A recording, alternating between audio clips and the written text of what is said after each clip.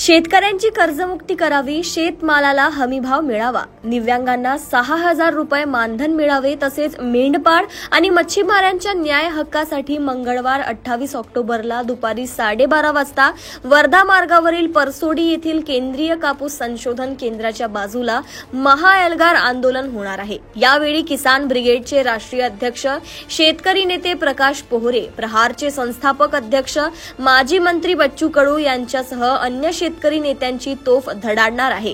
जोपर्यंत शेतकऱ्यांना न्याय मिळणार नाही तोपर्यंत हा लढा सुरूच ठेवण्याचा निर्धार या नेत्यांनी केलाय। बेलोरा, आडगाव, यावली, शहीद मार्डी मार्गे वर्धा येथे मुक्काम घेत शेतकरी सोमवारी सायंकाळी 7 वाजता सुकडी येथे पोहोचले। मंगळवारी सुकडी येथून निघून दुपारी 12 वाजता परसोडी येथे पोहोचेल। या शेतकऱ्यांच्या रॅलीत ट्रॅक्टरवर जय जवान जय किसान आणि तिरंगा झेंडा फडकत आहे। या रॅलीत हजारो ट्रॅक्टर, बैलबंड्या आणि मेंढपाळ बांधवांचा सहभाग आहे। प्रत्येक ट्रॅक्टरमध्ये 1 महिना पुरेल एवढे धान्य व इतर साहित्य या शेतकऱ्यांनी ठेवले आहे। यामध्ये महिला शेतकऱ्यांचा मोठ्या संख्येने सहभाग आहे।